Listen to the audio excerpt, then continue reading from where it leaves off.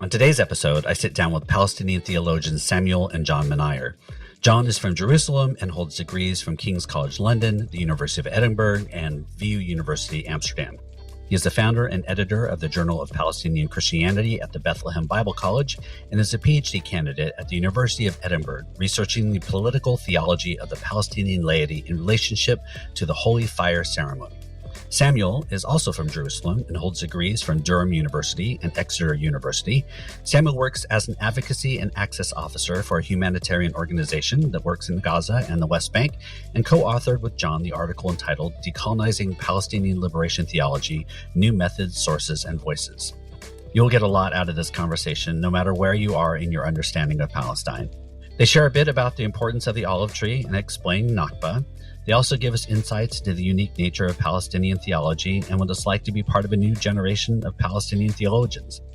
And like always, you will learn about their humanity that may touch on anime, Michael Jordan, and birth order fun.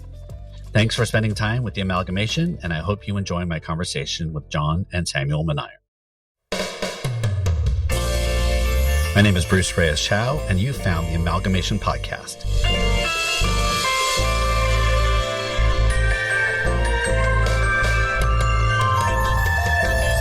Each episode, I chat with inspiring humans, activists, artists, academics, and adventurers as we joyfully and courageously co-conspire to make the world a more loving, compassionate, and just home for everyone. Welcome to the Amalgamation. All right, and I'm so excited. We are here with John and Samuel Munayer. I know Samuel, I'm now getting to meet John. You've heard about them already in their bios. I'm really excited to talk to them about their new book, The Cross and the Olive Tree, Cultivating Palestinian Theology Amid Gaza. But first, let's hear a little bit more about them. You heard their full bios, but John, tell us a little more. What's important to know about you right now? What are some more important things to know about you? Yeah, I think one important thing to know about me is that in many ways, we embody the diversity of Jerusalem. So we're a Palestinian Christian, but we also grew up in an Israeli Jewish school and also in close proximity to a majority village that is Palestinian Muslim. So in many ways, we embody sort of the diversity that and the beauty, I think, also that Jerusalem has to offer in our identities.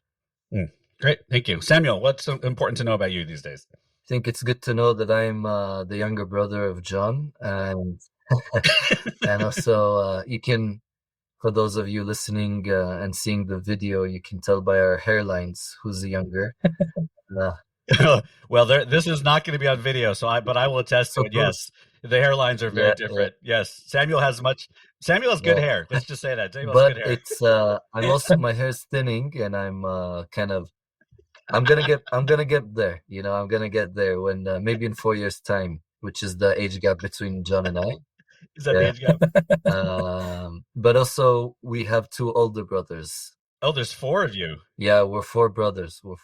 So yeah, wow. We're the younger two, and unfortunately, the better two. The better two.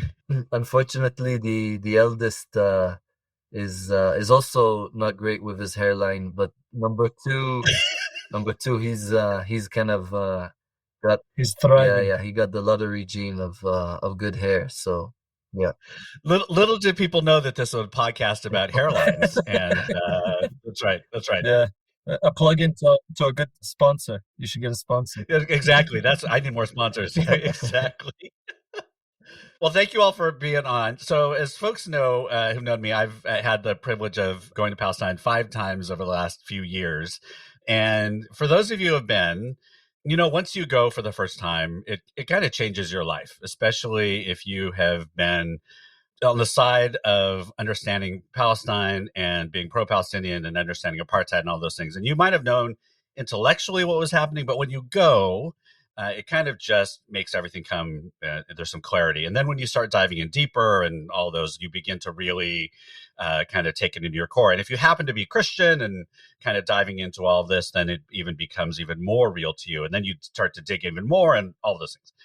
And then you start to read people and you start to dive even more. And so this book that has just come out is a collection and edited and just really good because I think for me, it signals kind of a a next generation of writing and thinking and theology that isn't saying, it's not doing away with what's past. It's really holding on to past generations and taking what's next into what is coming in. So that's what, as I've read it through the first time, that's kind of what I got out of it. But can you all tell me what's the origin story to this book?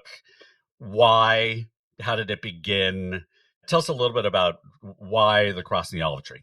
Yeah, so I mean, me and Sam, we write theology together as brothers, and we had a project in line in 2023, and then October 7th happened, and the genocide in Gaza began, and we thought that we had to put the original project aside and to address this genocide theologically, because it was the immediate thing that we're experiencing as Palestinians. Of course, we're based in Jerusalem, so not as obviously like the people of Gaza, but our brothers and sisters sort of crying from Gaza is something that we felt we had to address. And that's when we decided to also do it as in a community and as the new wave of Palestinian theologians. And that's when we reached out to a lot of our colleagues and friends, and we said, hey, there's this project we want to do. It would be irresponsible just for me and Sam to do it alone.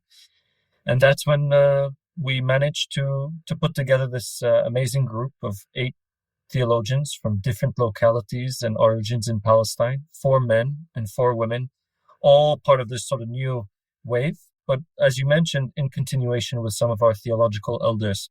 So Reverend Naim Matik and Auntie Cedar Debers wrote the foreword. So it's trying to get their blessing for this project, but also engage in our reality in new and different ways. Mm-hmm. Yep. Yeah. And as you approached folks, was this, was there any pushback at all? I'm just curious, like, as you start to, at one point I was young, and I remember, the elders encouraging new leadership, but then there's also a point where it's like, hey, wait a minute, but not like, was there any challenge to that at all, or was everybody just like, no, go? How was that, just in terms of like stretching some of the things that they were thinking about? Was there, how has that been? I think there's been two points of kind of tension with this book. The first is with the authors themselves and the contributors themselves, is to try and get into a conversation, a new theological terrain that is not necessarily focusing on critiquing Christian Zionism, but actually cultivating a Palestinian theology that is addressing a different audience, a different set of questions, one that is more focused on our indigeneity. That's the olive tree, but in relation to our faith, which is the cross. I think what the elder generation did very well is paved for us a theological hermeneutic to deal with theologies like Christian Zionism. But really, we as Palestinian theologians feel like there's many more conversations to be made, and ones that connect transnationally with other liberation theologies in contexts of oppression, as is felt in the book. You have Guatemala mentioned, Turtle Island, Black liberation theology, Latin American, and so on. So it's really starting to think in a new way, starting to articulate a Palestinian theology that is beyond just the critique of empire, but it's actually also imagining an alternative, building a different future. Yeah. And I think that has been something that has been a point of tension. And also, and this goes to the second point of tension that we've received with the book, is that our critique mostly is to our own, is to the liberation movement, it's to the Palestinian Church, it's to our elders. As much as we respect and do that with love, we as new generation, we're growing up in a different reality with different kind of set of literature. We've grown up in the legacies of different organizations, and we believe that we can do better and we can improve. And in that sense, we wanted to push these kind of conversations that are more focusing on the internal rather than the external. And that's where you get a bit of hesitances, tensions, maybe a bit of pushback, or even a bit of suspicion. but we wanted to do it in a spirit which mimics the olive harvest. So having Naeem and Auntie Cedar on board as kind of blessing us in the forward and being a part of the process shows us that we're not here to dismiss others. We're here actually to be on the same table and just to pick olives together, but to do so in love, in a way that iron sharpens iron. Yeah, you're not here to burn it all down. You're trying to build something up, right? Yeah. Yeah, there was another issue that we've received a bit of pushback, and that is the fact that me and Sam, we don't have PhDs. We're not. Oh my gosh, what? Well, how can you do anything? Yeah, we're not senior scholars, and I think that's also looked upon as sort of we're not serious enough, or we don't have enough to contribute because we still don't have the titles.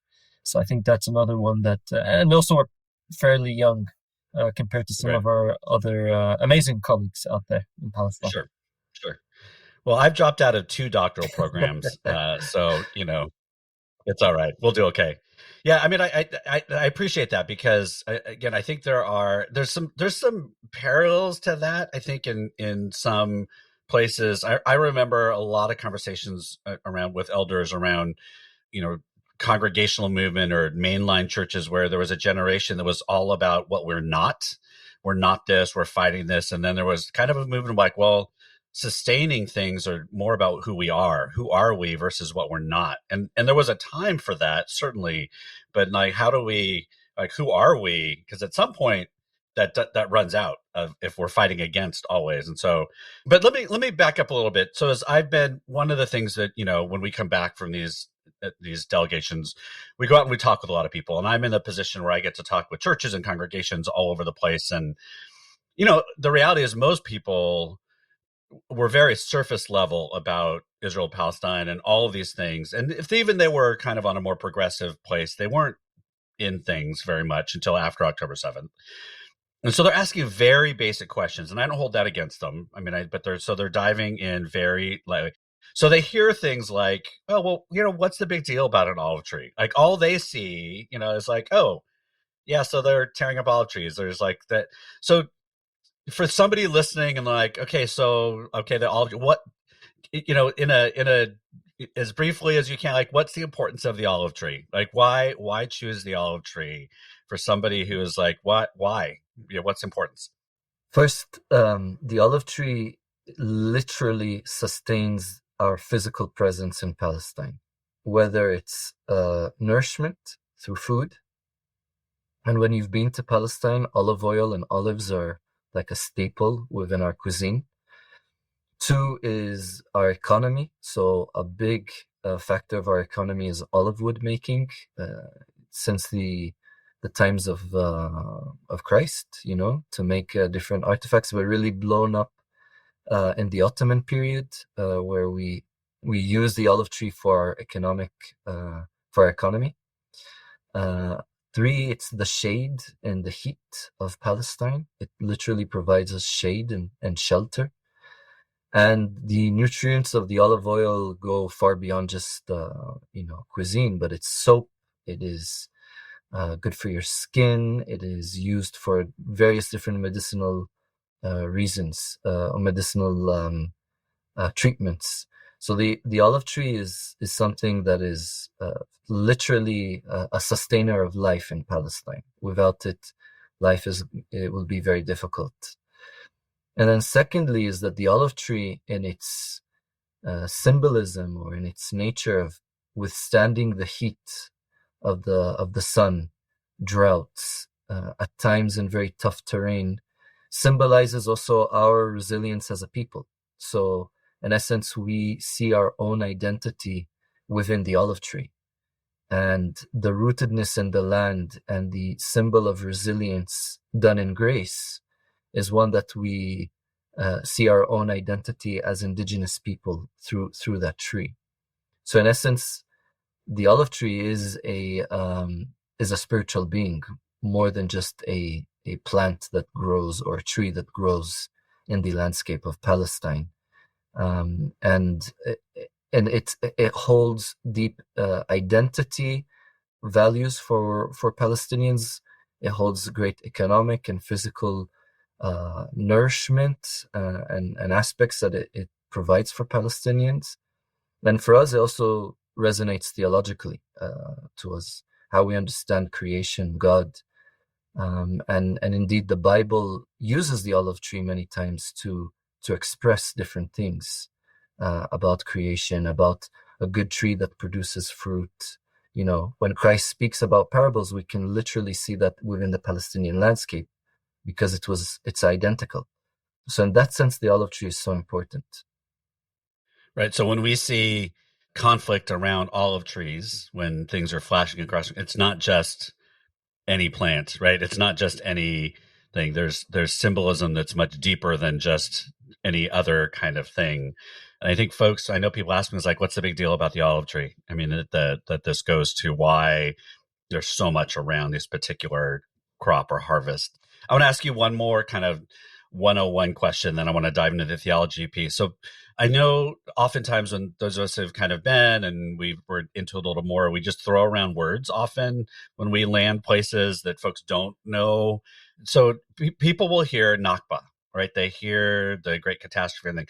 And I know folks are like, well, what I've heard that you all give a great kind of introduction for folks when they want to, like, what does that mean? I mean, I know what it means, but can you explain for people who have never heard the word, don't know what it means?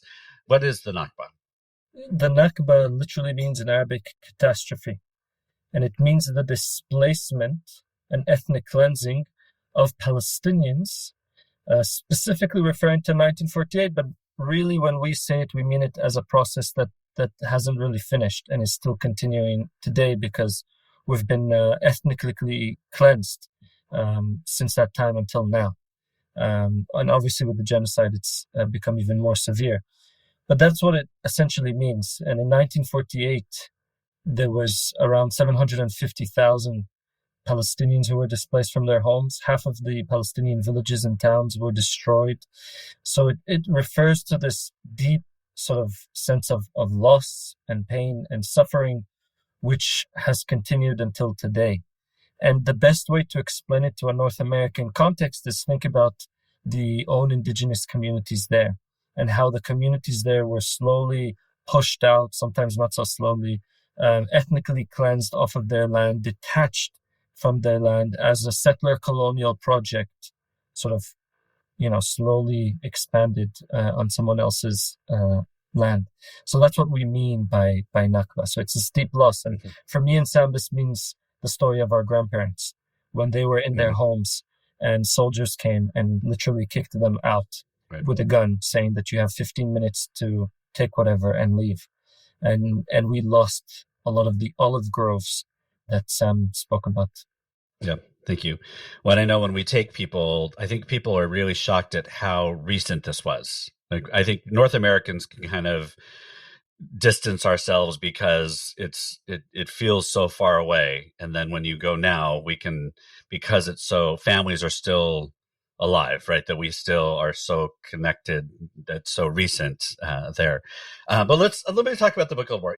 Are there elements of Palestinian theology that, if I were to say, okay, so what is distinct about Palestinian theology that would be distinct from that makes it distinct? Like, if I were to say, okay, what about Palestinian theology that is different than, say, a North American theology or some other womanist theology or something? What are some things that you would lift up? Yeah, I think this is a really important conversation to have, to kind of, when we build solidarities and understand our positionalities, this is a really important question to understand. I think what's distinct within Palestinian liberation theology to compare to other, let's say, liberation theologies that are quite well known, whether it's through the writings of James Cone or Gustavo Gutierrez or the womanist theology that is out there, is first, our inspiration actually does not come from the book of Exodus, as opposed to Black liberation theology, Latin American liberation theology, because Palestinians understand themselves more in the position of the Canaanites who were genocided after the Hebrews got liberation from Egypt and then came to the Promised Land, and there was a genocide unfolding. So we actually interpret ourselves as the Canaanites rather than those enslaved under Pharaoh. So the Book of Exodus is something that is seen controversially in Palestinian liberation theology. The second thing, and I think is perhaps the most shocking when we say this to internationals, is that we are less than 2% of the Palestinian population. So our theology is done in a context where we are the, a very, very small minority, where, for example, Black liberation theology or Latin American liberation theology is done in a predominantly Christian context. Right. Therefore, our contextual theology, if it's to truly be contextual, has to engage much more interreligiously with our Palestinian brothers and sisters and our Jewish neighbors as well, in a way that other liberation theologies are not necessarily forced to do so. And then lastly, I'll end it by saying that we are literally writing within the land of where Christ was born and crucified and walked. And therefore, we see the early church as a physical descendant, not only a spiritual, ancestor. But we see the main churches in Palestine are not actually Protestant, but are Orthodox or Melechite, and it's extremely diverse. It's a very ecumenical church when you come to Palestine. So the theology, in order to be contextual and relevant to the Palestinian people and to the landscape, has to be ecumenical, where other liberation theologies are either more Catholic in their tones or more Baptist and Protestant in their kind of expression, where ours is truly a kind of a fusion of different traditions. So in that sense, we have some uniqueness within our context. Yep. Yeah. Yeah, I know when we've gone, that whole percentage piece of Christians, it I think that does strike people when we get there, because we're so used to being almost wherever anybody comes from, a higher percentage. It doesn't really matter where folks come from. And so every public expression is different. Like, it's just a very different experience. So I think that's thank you. That's awesome. So as you all are collecting, how did you choose these 8 folks? I mean, what were you trying to target in terms of the folks you wanted to draw in? Because I assume, in addition to uniqueness, you wanted to find folks where you found some kinds of connections to different kind of, the Hawaii person, the Latin American person. Like, how are you trying to collect the particular stories and connections? So when we were thinking about this book, we wanted something a bit different than some of the other Palestinian theological works out there.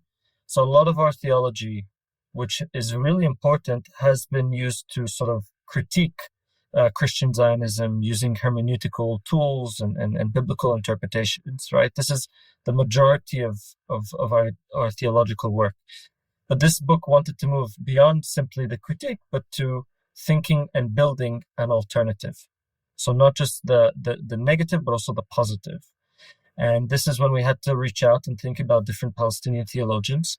And many of those who were sort of working on similar stuff were people who are slightly younger and part of this new wave of theology. So we wanted to reach out to these folks who are our friends, colleagues, and also we wanted to make sure we had at least either a majority or equal number of women in the project as well, which is also not something that is often common in our theological circles. And that's how we reached out to the amazing authors that you see, and many of them are our friends, right? So we know them from different activist circles or church lives, or grew up with, in summer camps. So it was an easy sort of email, WhatsApp message, or phone call. I'll just add that the whole kind of thread, the Latin American person you mentioned, or Azmera, who grew up in Hawaii, this is something that I think we found out more as the process began. We didn't expect a common thread necessarily that really runs through the book. We had something in mind, these young theologians who are emerging or not platformed enough. But we discovered in the final manuscript of the book that there's these threads, and we really are a collective who are moving in a certain direction in a diverse way, but nonetheless moving in a certain direction together. And I think that was really cool to see when we finished the product of the book. Yeah. I love projects now. It's like, it just started on a text message. We just said, hey, you're interested in this? And, it just starts. Whereas that was never before, right? I mean, it's like it took a letter you actually had to write, and then it has to go through people and all that. Now it's just like, hey, you interested in this? Sure, why not? Yeah, I could do that. And then, So what was it like, trying to, let's get into the whole project, right? What was it like trying to corral your friends to do this? I mean, and then what was it like editing together? What was that like? So the editing process, I mean, we also didn't give our colleagues, friends much time, because basically we reach out to them and we're like, we need, abstracts within, a month or two. Like, we didn't give people a lot of time to sit and think with some of these subjects, but thankfully they were already doing a lot of this work beforehand. So it was a lot of going back and forth, trying to engage with people. We also asked from our elders, Naim and Auntie Cedar, to actually jump on a call with us and pray for us and bless the project and give us some wisdom of how it was for them when they were starting. And both of them are in their 90s, right? Or close to 90 years old. So, oh my gosh, really? Yeah. So wow. What could we learn from them, from our elders, as they did similar stuff during the Nakba, right? In 1948, we're facing a huge catastrophe as well now. And then working with my brother has been great. I mean, we are more or less on the same page on most things, and I think we know how to handle conflict well. And it, it's easier when you're doing it with another person as opposed to doing it alone. Yeah. For me, first I'll begin, like, working with John is truly organic, because our theological journey really was born by him and I bouncing ideas from one another and then fusing it all together. So editing and approaching the project is actually more organic together than it is alone, in many aspects, in terms of my own theological expression. What I think was interesting is that the chapters are so rich, and one struggle we had during the editing process is to tell people, your ideas are worth a book, not a chapter. Right. And it's how to really kind of crystallize what you want to say with the amount of words you have in a way that is really clear, and you don't lose necessarily the leader, or you're not saying too much where your olive oil is diluted, but really trying to help people and ourselves as well, like, try and narrow down what we want to say, and really saying to everyone, like, you guys have such good ideas, just try and boil it down. And many times there was really important bits that had to be cut out just because there was no space. Yeah. That's one thing. And then second thing is that people wrestled with guilt. People felt, we were writing this, in 2024, people were starving online. We were seeing it online, bombed. Yusuf's family is still in Gaza. How are we even in a position to write about this? So people really felt, wrestling with that guilt, wrestling with topics where we don't necessarily have answers for. One of the chapters talks about reconciliation through co-resistance, the lens of co-resistance and framework of co-resistance. Like, that is not an easy topic to delve into. So how, people really wrestled with their subjects that they were writing with, and I think came with a lens of, we don't have all the answers, and who are we also to speak on these issues when we're not living in Gaza right now? And I think that's where the beauty of doing things together was important, that we're doing this collectively, we're holding one another in this space. And I think that was a lesson in itself, and I think is communicated in the book itself. Yeah. Which is exactly why it's such I think, a powerful read right now, right? I think is because you can feel that kind of the kind of gut reaction and kind of place right now. In addition to the guilt, it was the fear. Because, one of our contributors, Yusuf Khouri, his family are still in Gaza. And, I was once in a meeting with him where literally they called from Gaza saying they bombed the church where many people are hiding. We had other contributors who are under arrest. They might get arrested for what they're writing, including Sam and myself. So it's, you have to weigh to what extent are you going to say what you believe in? Are you going to be careful with the wording? What happens if you do get arrested? Is this worth it for getting arrested? I think is another one. And finally, I think me and Sam were quite amateurs in this process because with the publishers, with Orbis, we told them we would submit the final copy on the 31st of December by midnight. Not that we were celebrating between sort of the new year of 24 to 25, because it wasn't a time for celebration, but at least the time for reflection. So it was literally me and Sam until the last dot, sort of in literally the writing. Did you hit the deadline? We did. And oh, well, you know what? Any publisher that you actually hit the deadline, they were probably like, "What? They hit the deadline?" I've had the privilege of writing books, and I've maybe only hit half my deadline. So well done.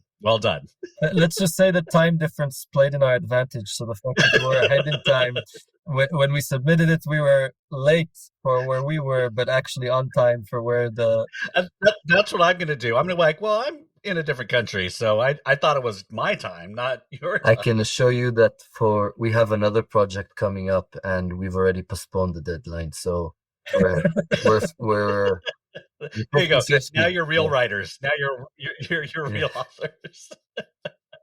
Well, I mean, it kind of feels like this book is a natural kind of first stop in your progression as kind of co-theologians in this. I'm just curious, what's been your educational theological, this just didn't come out of a vacuum, right? I mean, how has this theological muscle been built in you all? I mean, what's your upbringing in that regard?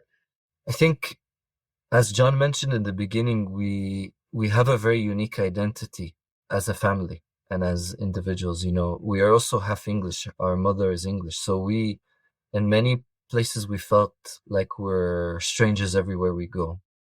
And that created a very tight bond for us as a family.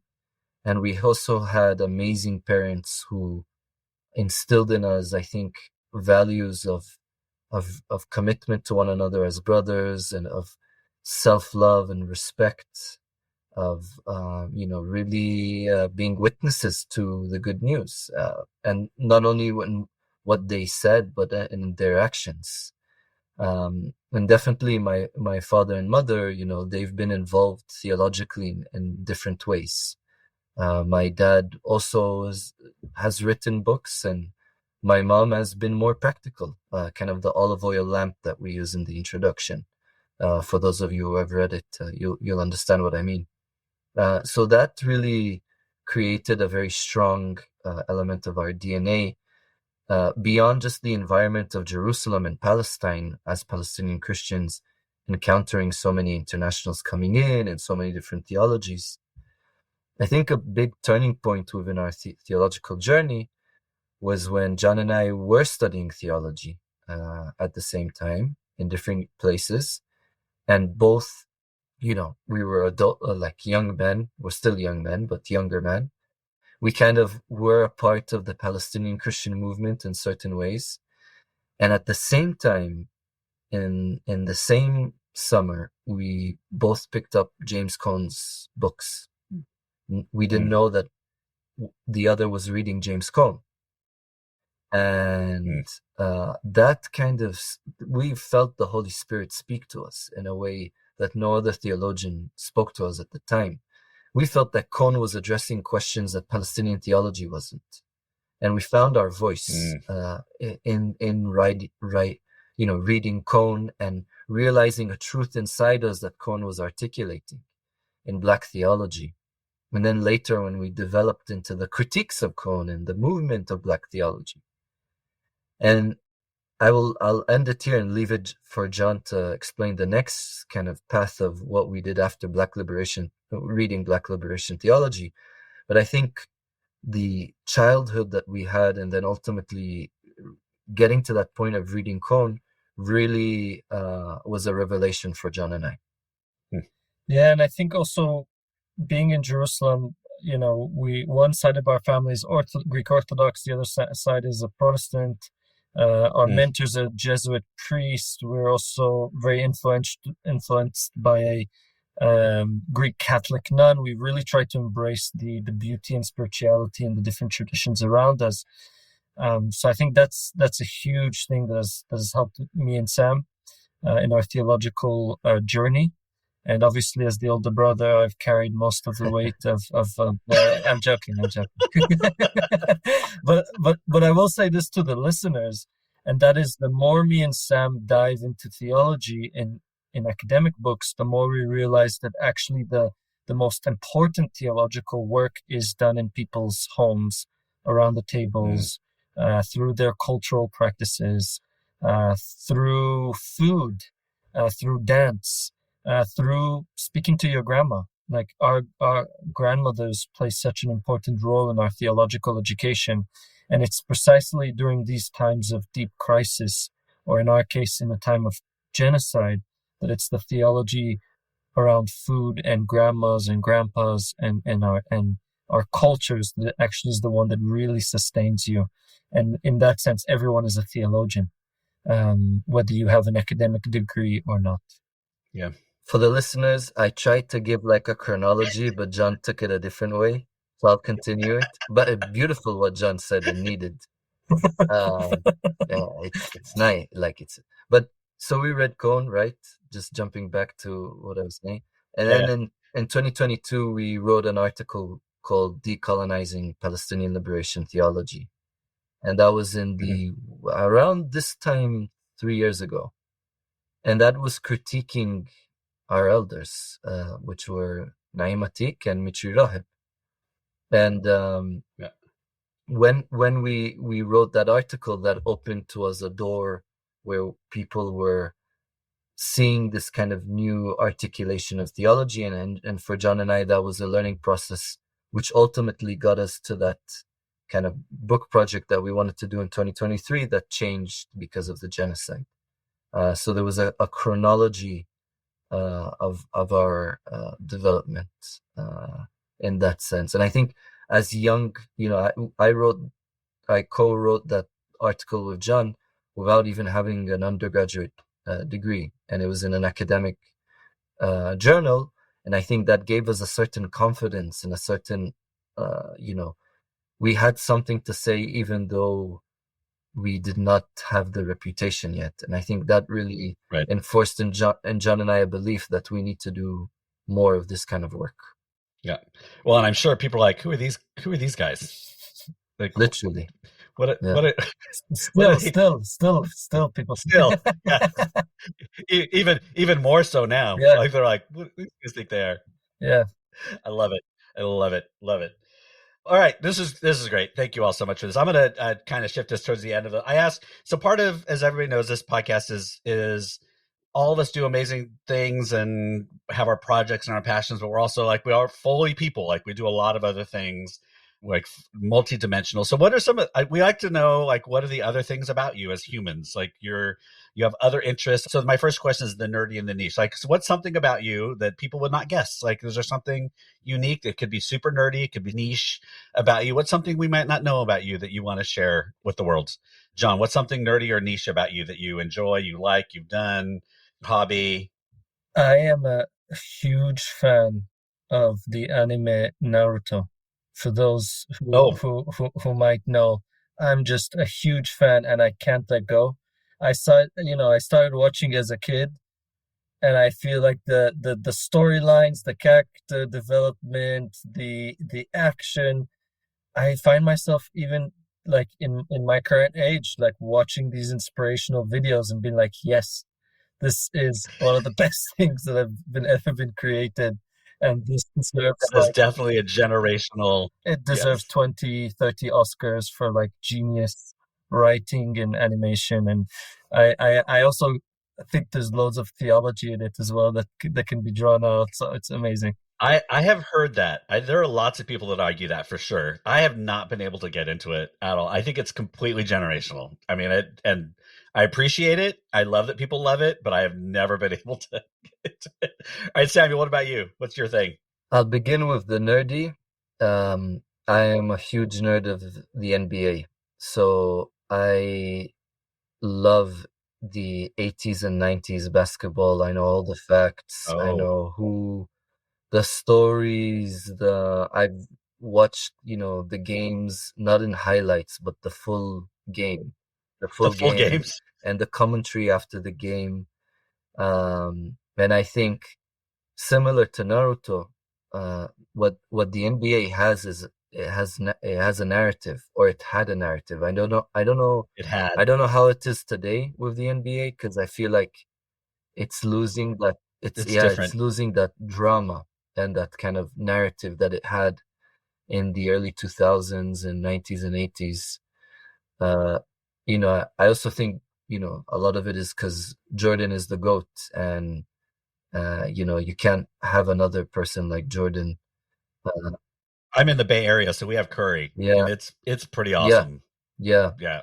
True. I'm not taking away from the younger, like the newer No. generation, but like I don't know, I'm really drawn to that kind of tradition and history and narrative that the NBA had in the 90s. Yeah. Okay. All right. Awesome. All right. So, what are you guys listening to, watching, or reading? You could do all three, or you can one. What these days? And it could be academic, or it could be fun, like either one or both. What's listening to, watching, or reading?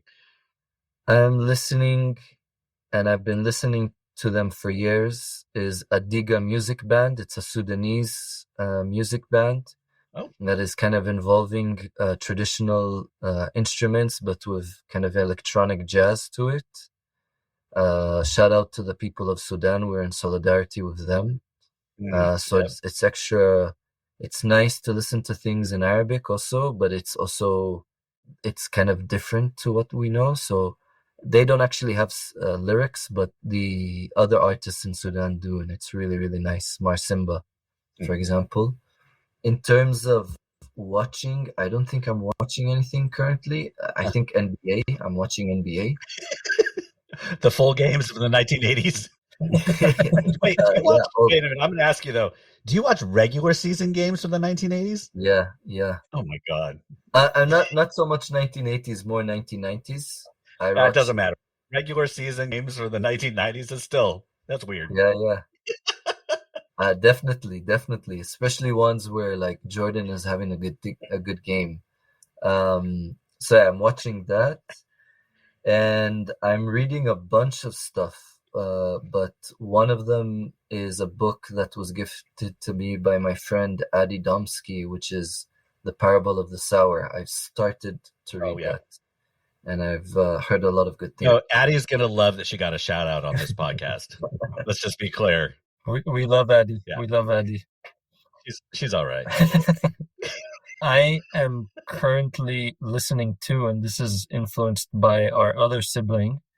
I'm listening to Afro beats, and specifically a subgenre of Amapiano. That's all to our brother's credit, Daniel. So shout out to Daniel, who's a big fan, and he has good taste when it comes to this, and then has built an entire playlist. So I don't even have to do any of the legwork for that. And in terms of reading, I'm actually reading Bell Hooks, because Sam mentioned Bell Hooks a few times, and some other people. So I was like, I should read her stuff. So I'm reading Bell Hooks. Mm-hmm. Oh, great. Awesome. All right. Last question for you. Any rant you have, or comfort or encouragement you want to leave people? It's not about you. It's about the movement, and people need to realize that is both a daunting thing but an encouraging thing. You are being a part of something that is bigger than yourself and beyond yourself, and you should act accordingly in that sense, which means community building. It means not asking the question of what I should do, but how can I participate in something that is existing. I think there are many things that are encouraging right now. And I think we need to remember that it's not about us. We're not the center of the story. The center of the story is love. And that is something that is out there if we have the right lens, and we shouldn't spoil it by trying to center ourselves in it.